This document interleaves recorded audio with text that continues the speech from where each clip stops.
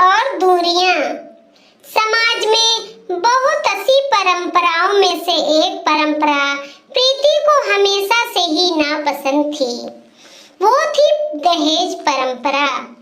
प्रीति बहुत ही संस्कारी और छोटे बड़े सबका आदर करने वाली लड़की थी, लेकिन दहेज परंपरा के कारण वो कितना भी प्रयास कर ले, ससुराल वालों का आदर नहीं कर पाती थी। प्रीति एक सीधी साधी लड़की थी, थोड़ी सी डरपोक, घबराई स्वभाव की थी। आजकल की लड़कियों से बिल्कुल अलग थी। उसका मानना था कि किसी पर भी अन्याय नहीं होना चाहिए और नहीं सहना चाहिए। ऐसा स्वभाव की प्रीति जब शादी करने का विचार करती है तब उसके डरपोक स्वभाव की वजह से उसका रिश्ता टूट जाता था। एक लड़का जो उसके घर के लोगों को पसंद आता है, लड़के की तारीफ से प्रीति को पसंद कर लिया जाता है। लड़के को तनख्वाह बहुत कम होती है, लेकिन लड़के के घर के लोगों की अच्छी परिस्थिति होती है। घर पर वो लड़के के माता पिता प्रीति के पिता से कहते हैं कि हमें घर लेने के लिए आधे पैसे आपको देने होंगे और आधे हम देते हैं। शादी के दोनों तरफ का खर्चा भी आपको करना होगा। ऐसी शर्त रखकर शादी पक्की करते हैं। प्रीति के सुख के लिए उसके पिता कर्ज लेने के लिए बहुत प्रयास करते हैं, लेकिन प्रीति की होने वाली सास का प्रीति को बार बार फोन आते हैं। सिर्फ शादी तय कर ली, बाकी की जो बातें पक्की की थी उसका क्या। उनको दहेज हाथ में चाहिए था। प्रीति और उसके माँ पापा को आश्चर्य होता है कि ये सब पैसों के लिए इतने पीछे क्यों लगे हैं। तभी उसके पिताजी को शक हुआ और पूछताछ करने पर उनको समझ में आता है लड़के के माता पिता की घर की हालत कुछ ठीक नहीं है। हमने जैसा सोचा था वैसे तो कुछ भी नहीं है। लड़के वालों ने बायोडाटा बनवाया था, वो झूठा था। लड़के को तो तनख्वाह है ही नहीं। लड़के के पिता जैसे तैसे काम करके घर का खर्चा चलाते हैं।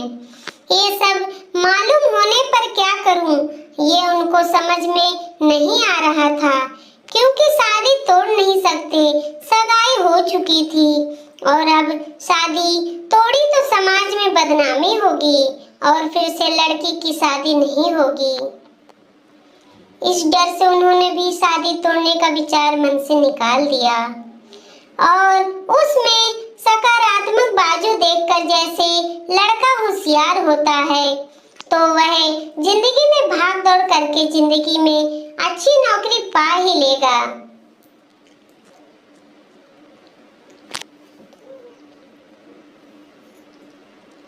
और लड़की को सुखी रखेगा।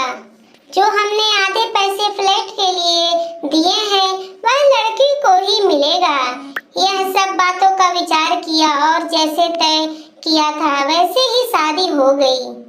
प्रीति के पिता ने दोनों तरफ शादी का खर्च भी उठाया और लड़के के पिता को दहेज की रकम भी दी।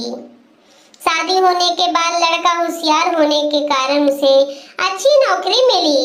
जब फ्लैट लेने की बात आई तो प्रीति के ससुराल वालों ने उन्हें पूरी रकम देने के बजाय 20 लाख के बजाय 5 लाख ही दिए। खुद के पास से तो दूर उसके पिता ने दिए हुए पूरे पैसे भी उन्हें दिए नहीं और घर आने तक प्रीति के पिताजी ने दिए हुए पैसों का ब्याज भी खुद के पास रखा। यह सब बातें तो प्रीति को खटक रही थी। उसने यह सब बातों का प्रश्न पूछने का बहुत प्रयास किया, लेकिन उसे उत्तर नहीं मिला। प्रीति डरपोक जरूर थी, लेकिन अन्याय सहने वाली नहीं थी। उसने हर समय सवाल और जवाब का हिसाब मिलने की अपेक्षा न होने के कारण उसे ससुराल वालों के लिए जरा सा भी आदर उसके मन में नहीं था। जैसे जैसे समय बीता वैसे वैसे उसने अपने ससुराल वालों से संबंध तोड़ दिए। वह घर आते तब वो उनसे अच्छे से बर्ताव करती थी, लेकिन कभी भी मन से उनका कुछ भी काम नहीं करती थी। और वह जब गांव में रहते थे तब कुछ भी होता था तो वह पूछना तक जरूरी नहीं समझती थी। पर उसके ससुराल वालों को इसका कोई फर्क नहीं पड़ता था। जैसे जैसे समय बीतता गया वैसे उनमें बातचीत और अपनापन रहा ही नहीं। रिश्तों में दूरियां आने लगी। सच में दहेज के कारण रिश्ते टूटते हैं, तो दहेज लेना कहाँ तक सही है।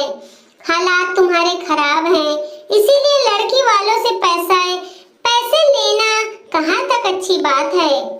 लड़की के माँ बाप भी उसे सिखाते हैं, बड़ा करते हैं और लड़की दूसरों के घर जाकर उनके घर के लिए जिंदगी भर मेहनत करती है। उसके माँ बाप की उससे कोई भी अपेक्षा नहीं होती है। ऐसे सभी विचार प्रीति के मन में हमेशा घर कर जाते थे। आज का वीडियो अच्छा लगा हो तो लाइक करें, कमेंट करें, अपने दोस्तों रिश्तेदारों में शेयर करें। आज की कहानी है दहेज पर। दहेज कैसे समाज के युग में दहेज मांगते हैं, दहेज लेते हैं, देते हैं, इसी से रिश्ता खराब हो जाता है। वीडियो को लाइक करें, देखते रहिए सुषमा मोटिवेशनल स्टोरी 2.0। धन्यवाद।